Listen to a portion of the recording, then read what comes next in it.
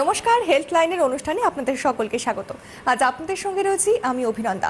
আর health line অনুষ্ঠান মানে আপনারা জানেন যে বিভিন্ন অভিজ্ঞ চিকিৎসকেরা আসেন এবং বিভিন্ন স্বাস্থ্য সংক্রান্ত উপদেশ আমরা পেয়ে থাকি, এমনকি যেই বিষয়ে আমাদের কোনো ধারণাও থাকে না সেই বিষয়েও কিন্তু আমরা অবগত হই, এবং আজকেও তার অন্যথা নয়। তবে আজকে আমরা যে বিষয়টি ভেবেছি আলোচনা করব বলে, খুব শুনতে কমন হলেও তার সমস্যাটা কিন্তু অনেক বেশি, এবং সঠিক সময়ে চিকিৎসা না হলে সেটার কিন্তু খুবই খারাপ দিকে যেতে পারে, এবং কি কি হতে পারে এবং কি থেকে হয় সমস্তটাই জানাবো। আজকে আমাদের টপিক রয়েছে শোল্ডার পেন। হ্যাঁ, কাঁধে ব্যথা। যাদের হয় এই কাঁধে ব্যথা, তারা তো জানেন যে কি সহ্য করতে হয়, ব্যথা কিরকম হয় এবং কেন হয়, কি করলে আর হবে না, সেটাই কিন্তু আজকে আলোচনা করব। আজকে আমাদের গেস্ট রয়েছে ডক্টর মুদিত নিমানি, অর্থোপেডিক সার্জন। ডক্টরকে অনেক অনেক স্বাগত জানিয়ে অনুষ্ঠান শুরু করব। এবং প্রথমেই যে প্রশ্ন রাখবো, এই যে কাঁধে ব্যথা ঠিক কি কি কারণের জন্য হতে পারে? কাঁধের ব্যথা বিভিন্ন কারণে হতে পারে। মোস্ট কমনলি যেটা আমরা দেখি সেটা হলো ফ্রোজেন শোল্ডার। তাছাড়া there is something called subacromial impingement. ওখানে বেসিকলি আগেন কাঁধে ব্যথা হয়, কিছুটা কাজকর্ম করতে কষ্ট হয়। আমাদের কাঁধে কয়েকটা রোটেটর কাফ মাসেলস থাকে, যেটা ছিঁড়ে গেলে ওটার ফলেও হতে পারে, বা শোল্ডারে আর্থ্রাইটিস হতে পারে। অনেকবার আমরা দেখেছি যে আরও বাতের সমস্যা যেটা থাকে ওটা শোল্ডারেও দেখা যেতে পারে। তো এটা খুব কমন জিনিস হলো, বা যদি কোনো চোট লেগেছে বা ভেঙে গেল বা ডিসলোকেশন যাদের হয় বা কাঁধ নেমে গেছে বেসিকলি, তাদেরও আমরা দেখি যে কাঁধে ব্যথা একটা থেকে যায়। এটা most common causes of the pain. আচ্ছা, তাহলে বিভিন্ন কারণবশত কাঁধে ব্যথা তো হতে পারে। তাহলে কি কি সিমটমস দেখে বুঝবো যে এই কারণের জন্য আমার কাঁধে ব্যথা হচ্ছে, কোন সময় আমাকে ব্যাপারটাকে সিরিয়াস নিয়ে ডক্টরের কাছে যাওয়া উচিত? এবার প্রথম কথা, যদি আপনার বয়স একটু কম আছে, মানে ধরুন বিটুইন 20 to 35, 20 থেকে 35 বছরের মাঝামাঝি কিছু একটা বয়স আছে, আর আপনার কাঁধে ব্যথা হচ্ছে, তাহলে এটা অনেকবারই আমরা বলি যে ইম্পিঞ্জমেন্টের জন্য হতে পারে, বা কোনো একটা চোট লেগেছে, বা হয়তো আপনি ধরুন ফুটবল খেলছেন, ক্রিকেট খেলছেন, বাস্কেটবল, ব্যাডমিন্টন খেলছেন, তারপর আপনার এই ব্যথাটা স্টার্ট হয়েছে, তখন কিন্তু আপনাকে অবশ্যই সঙ্গে সঙ্গে দেখাতে হবে। যখন একটু বয়স বেড়ে যায়, ধরুন 40 to 50, 60, তখন আমরা দেখি যে লোকেদের ডায়াবেটিস, হাই ব্লাড প্রেশার, এইসবের ক্ষেত্রে অনেকবার আমরা দেখছি যে ওই ইম্পিঞ্জমেন্টের সিমটমস বেড়ে যায়, বা ফ্রোজেন শোল্ডারের মতো কিছু একটা হয়। তখন আমরা দেখি যে ওদের এজ গ্রুপে এই জিনিসটা সবচেয়ে কমন। আরও একটু বয়স যদি আমরা বাড়াই, 60, 65 তার কাছে, তখন কিন্তু সবচেয়ে কমন কজ হয়ে গেল আর্থ্রাইটিস। তো বিভিন্ন এজে বিভিন্ন রকমের বা বিভিন্ন কারণের জন্য হতে পারে। অ্যান্ড একটা প্রথম জিনিস যেটা আমরা দেখি যেটা হলো এজ। পরে যদি কোনো চোট লেগেছে, পড়ে গেছেন, বা হয়তো আপনি বাসে ট্রাভেল করছেন আর একটা হোঁচট খেয়ে গেলেন, তারপর আপনি দেখবেন যে না, ব্যথা স্টার্ট হয়ে গেছে, এটাও হতে পারে। তার সঙ্গে অনেকবার আমরা দেখি যে একটা স্টিফনেসের ব্যাপার হয়ে যায়, যে আপনি কাঁধ তুলতে পারছেন না, চুল আঁচড়াতে পারছেন না, শার্টের বাটনগুলো বন্ধ করতে পারছেন না, কিছু তুললেই ব্যথা হচ্ছে, বা আপনি ধরুন এই পাশে ঘুমোচ্ছেন আর এই কাঁধে ব্যথা আছে, তখন রাতে ঘুম ভেঙে যায়। তো এই সব জিনিস যখন হচ্ছে, তখন আপনাকে সঙ্গে সঙ্গে একটা ডাক্তারকে দেখানো উচিত। এই দিজ আর দ্য প্রবলেম যেটা সবচেয়ে কমনলি আমরা দেখি যে কাঁধের ব্যথার সঙ্গে অ্যাসোসিয়েটেড থাকে, বা কাঁধ একটু ফুলে গেছে, বা আপনার একটা ঝিনঝিনি মতো বা কারেন্টের মতো নামছে হাত অবধি। তো এই সব জিনিস হতে পারে কাঁধের ব্যথার সঙ্গে। আচ্ছা, তো বিভিন্ন কারণে কাঁধের ব্যথা হয়, এবং সেই ব্যথার ধরনগুলো কি আলাদা আলাদা হয়? হ্যাঁ, তো এবার যেটা আমি সবচেয়ে আগে বলেছিলাম, ফ্রোজেন শোল্ডার। ফ্রোজেন শোল্ডার আপনি দেখবেন যে যাদের সুগার বেশি আছে, যাদের থাইরয়েডের প্রবলেম আছে, বা যারা প্রেগনেন্সির সময় আমরা অনেকবার দেখি হতে পারে। তো ফ্রোজেন শোল্ডার বেসিক্যালি কি হয়, আমাদের জয়েন্টের যা ক্যাপসুলটা থাকে, তার যা মুভমেন্ট থাকে সেটা বন্ধ হয়ে গেছে, মানে আপনার শোল্ডারটা জাম হয়ে গেছে, ফ্রোজেন শোল্ডার। তো এই কারণে এইটা হতে পারে। বা ফ্রোজেন শোল্ডারে আপনি দেখবেন যে আপনি মুভ করতে পারছেন না, প্রচণ্ড ব্যথা হচ্ছে, যেটা ওষুধ না খেলে আপনার সারছে না, তারপর আপনি আস্তে আস্তে করে দেখবেন যে স্টিফনেসটা আরম্ভ হয়। তো হ্যাঁ, এই কারণে হতে পারে। আচ্ছা, এই ফ্রোজেন শোল্ডারেও আমি আসবো, যে এই ফ্রোজেন শোল্ডারের ব্যথাগুলো মেইনলি প্রধান কি কি কারণ রয়েছে?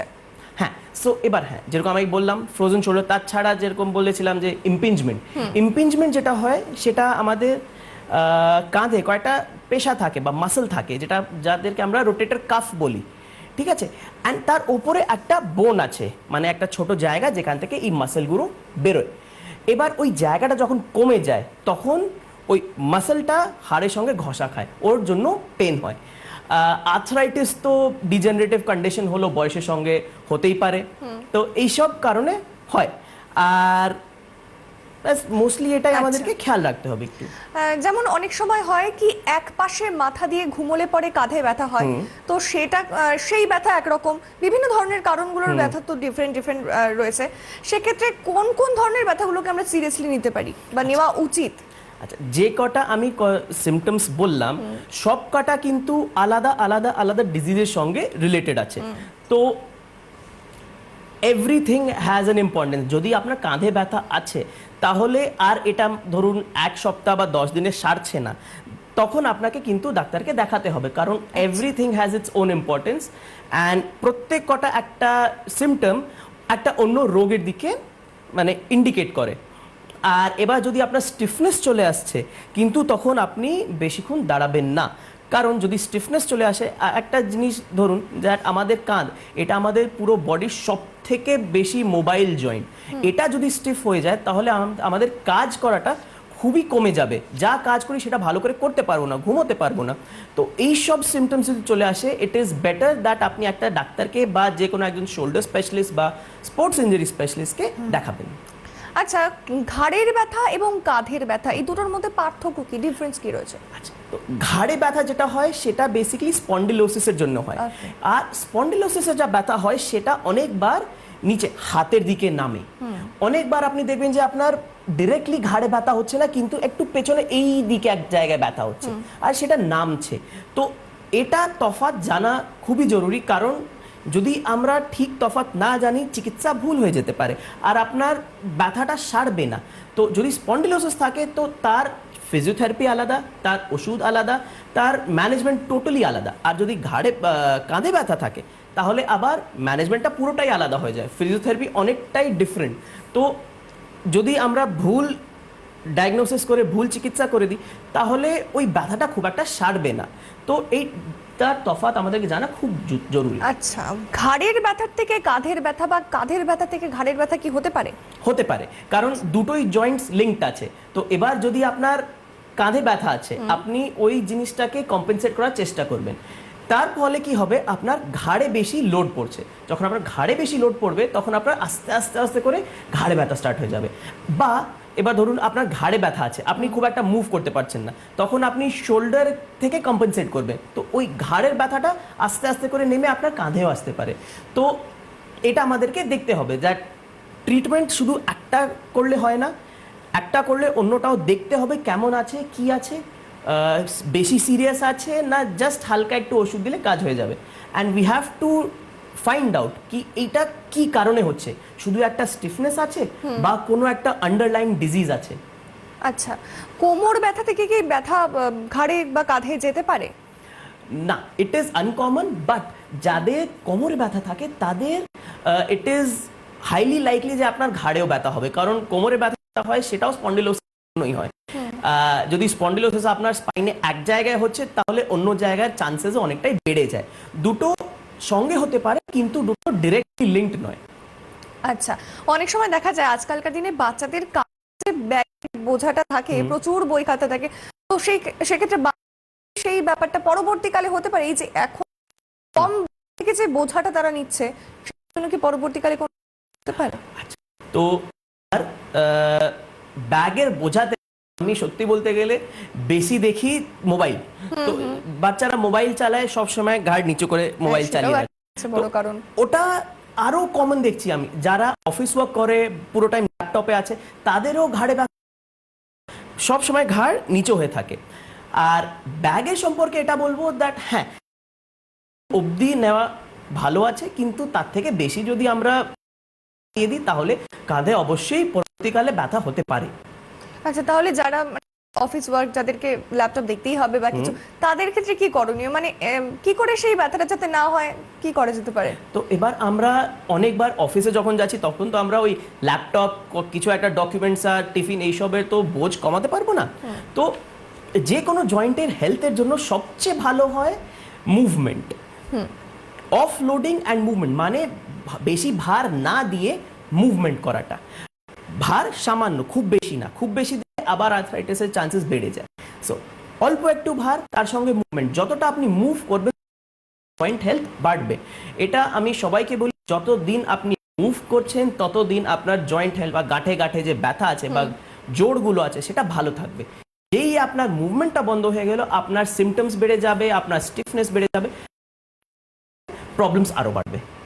তুমি আর একটা জিনিস খুব দেখা যায় আজকালকার দিনে কি আগে থেকে হচ্ছে ব্যাপারটা, অনেকেই রয়েছে এই সামান্য ব্যথা বা কিছু হলেই পেন কিলার খেয়ে নেয়, সেটা কতটা ভালো বা খারাপ কি রয়েছে? আমি সত্যি বলতে গেলে I am not in favour of pain killers at all. আমি পেন পছন্দ করি না, কারণ ওটা একটা ডিপেন্ডেন্স তৈরি হয়ে যায়। অ্যান্ড যে কোনো ওষুধ আপনি খাচ্ছেন তার একটা এফেক্ট থাকে। পেন কিলার্স এর সাইড এফেক্ট হলো ওটা কিডনিকে ক্ষতি করে।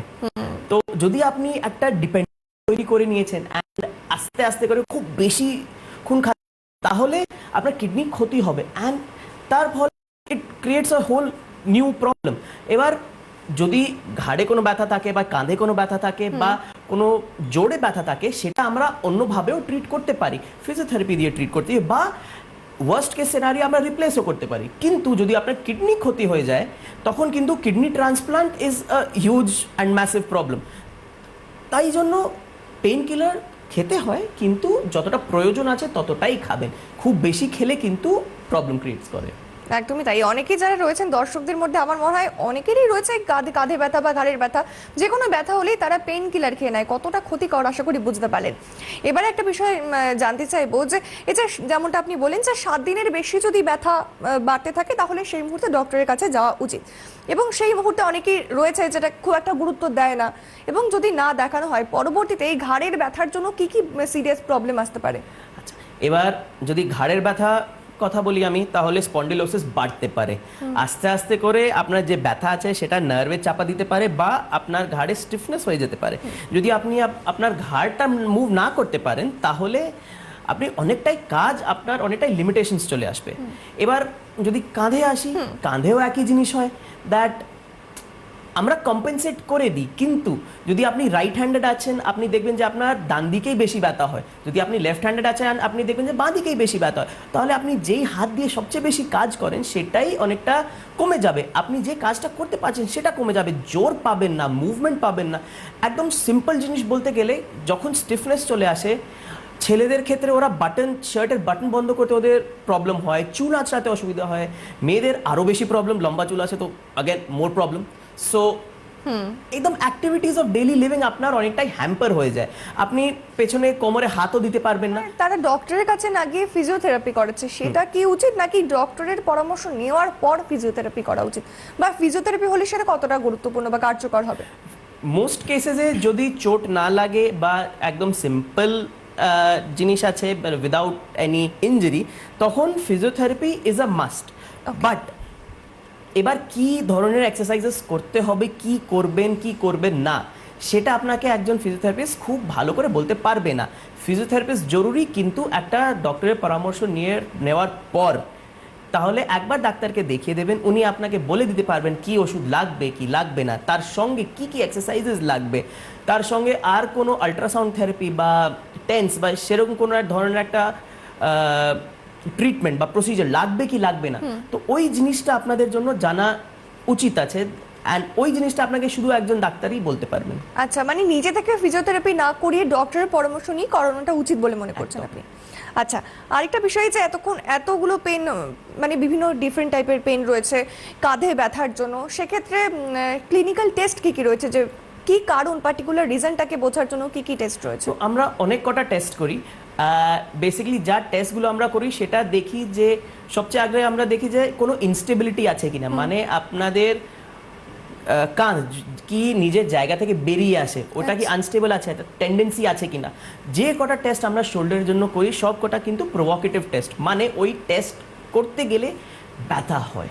তো আমরা সেটা দেখে করি। আর এবার যদি অনেকটাই আমরা হিস্ট্রি, আপনার কি ধরনের ব্যথা আছে, কি কাজ করতে গেলে ব্যথা হচ্ছে, ধরুন আপনি ওপরে একটা শেলফ থেকে একটা জিনিস নামাতে গেলে আপনাকে অসুবিধা হয়, বা আপনি হাত তুলতে পারছেন না, সেটা একটা আলাদা কজ অফ শোল্ডার পেন হতে পারে।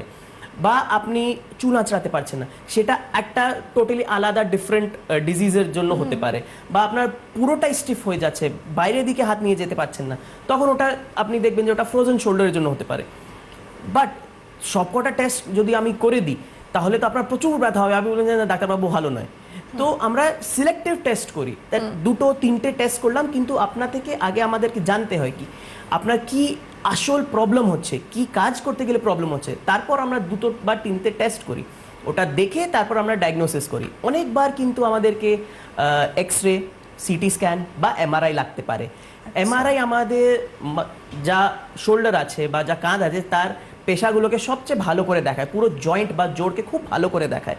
তো অনেকবার এমআরআই খুবই জরুরি হয়ে যায়। বা ফ্রোজেন শোল্ডারের মতো যদি কোনো কেস থাকে তাহলে কিন্তু এমআরআই জরুরি নয়, ওটা আপনি যা বলছেন, আপনার যা কয়েকটা টেস্ট করব আমরা, ওটা দেখি আমরা বলতে পারি যে না এটা ফ্রোজেন শোল্ডার আছে। তো জাস্ট হুট করে এমআরআই করাতে যাবেন না, একবার দেখাবেন and তারপর আমরা ডিসাইড করবে যে এমআরআই প্রয়োজন আছে কি না, বা যদি এক্স রে লাগবে বা সিটি লাগবে, কি লাগবে। মানে অবশ্যই সেক্ষেত্রে প্রাথমিকভাবে ডক্টরের পরামর্শ নিয়ে সমস্তটা করা উচিত। এবং সেক্ষেত্রে প্রাথমিক চিকিৎসা কি কি রয়েছে একদম শুরুতেই? যে কোনো ডিজিজের প্রাথমিক চিকিৎসা সবসময় কনজারভেটিভ হয়, মানে অপারেশন ছাড়া। তো আমাদেরকে সবচেয়ে আগে লাইফস্টাইল চেঞ্জেস করতে হয়। ধরুন আপনার ঘাড়ে ব্যথা হচ্ছে, আর ওটা আমরা দেখছি যে বেশি ফোন চালানোর জন্য হচ্ছে, আপনাকে বলবো যে না কিছুটা ওটা রেখে দিন, কয়েকটা ব্যায়াম করুন, কয়েকটা ওষুধ খান, ঠিক হয়ে যাবেন। যদি কাঁধে ব্যথা থাকে, এবার আর আমরা দেখি যেরকম আপনি বললেন যে হেভি ব্যাগস ক্যারি করে, তো যদি সেরকম কিছু হয় তাহলে আমরা বলবো যে লোড লাইটেন করুন।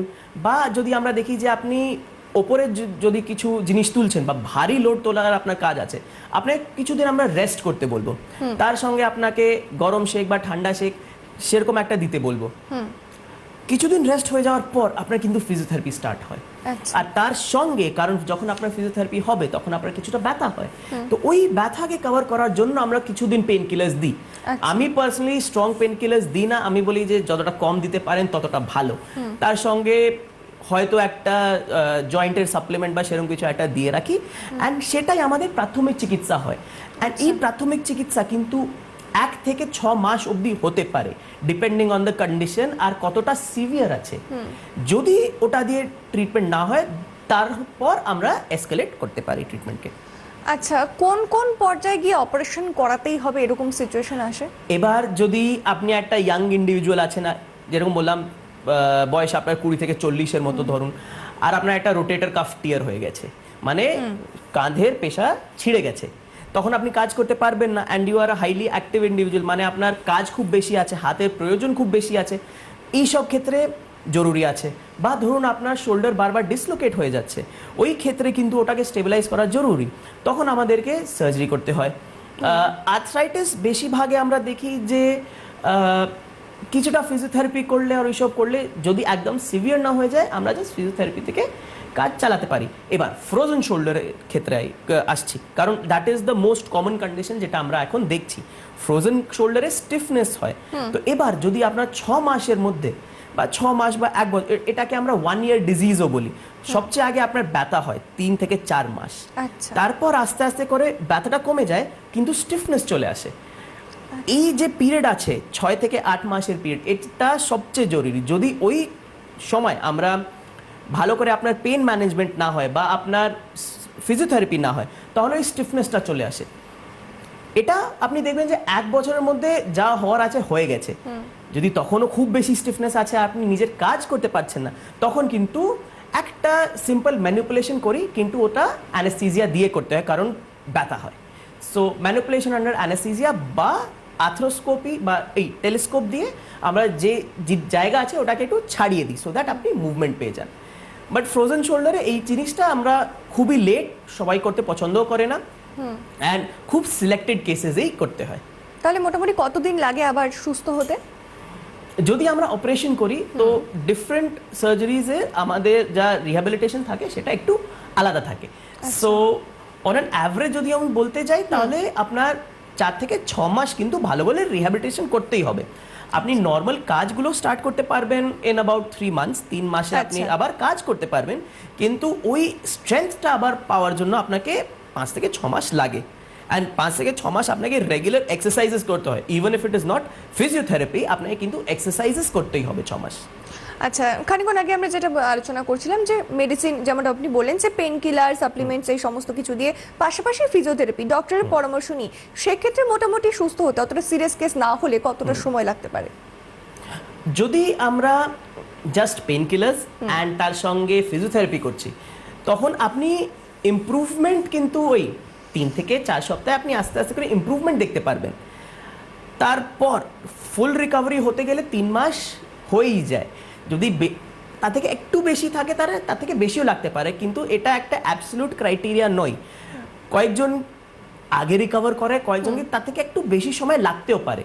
তো এই ক্ষেত্রে আমি কখনো বলবো না যে না 3 মাসে হয়েই যাবে। সবাইকে আমরা বলে রাখি যে আচ্ছা এই ট্রিটমেন্ট আমরা স্টার্ট করছি, অ্যাভারেজ টাইম হলো 3 মাস। আচ্ছা, যদি তার থেকে বেশি লাগে ভয় পাবেন না, কন্টিনিউ এক্সারসাইজেস আর যা আপনাকে বলছি সেটা ফলো করতে থাকবেন, অ্যান্ড আস্তে আস্তে করে even if it is not 100%, তাও 95 থেকে 96% অবধি চলেই আসে। আচ্ছা, দুটি কাঁধের ব্যথার কি কারণ আলাদা আলাদা হতে পারে? দুটো কাঁধের ব্যথা, হ্যাঁ।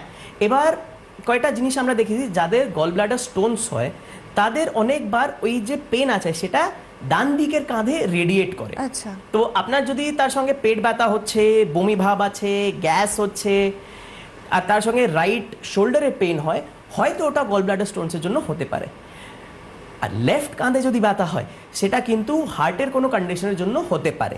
তো এটা আমাদেরকে যদি সেরকম কিছু হয় তাহলে একবার আপনাকে দেখাতেই হবে, সো দ্যাট আমরা ডিফারেন্সিয়েট করতে পারি। কারণ যদি গলব্লাডারে স্টোন আছে বা হার্টের কোনো কন্ডিশন আছে, সেটা একটা নর্মাল কাঁধের ব্যথা থেকে অনেকটাই সিরিয়াস।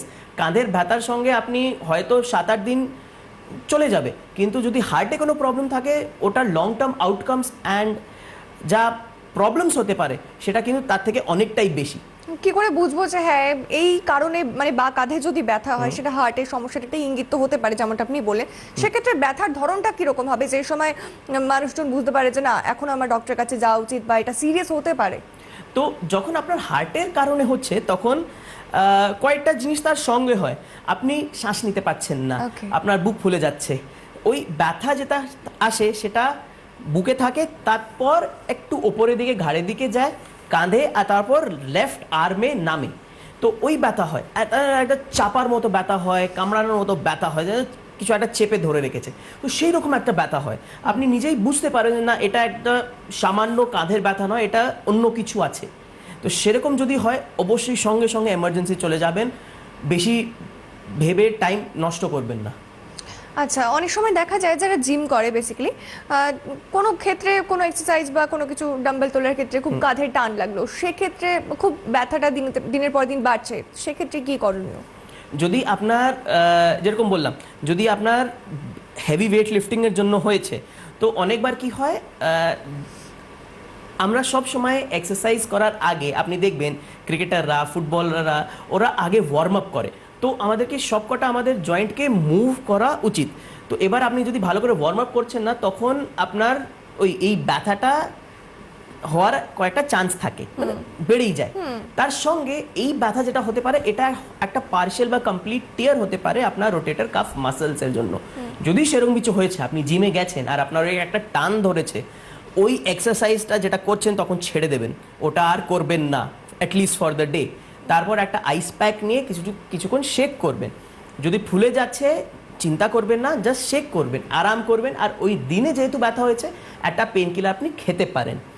তারপরে 2-3 দিন পর তারপরও যদি ব্যথা থাকে আর আপনি আপনার হাত প্রয়োজন করতে পারছেন না, অবশ্যই একজনকে দেখাবেন।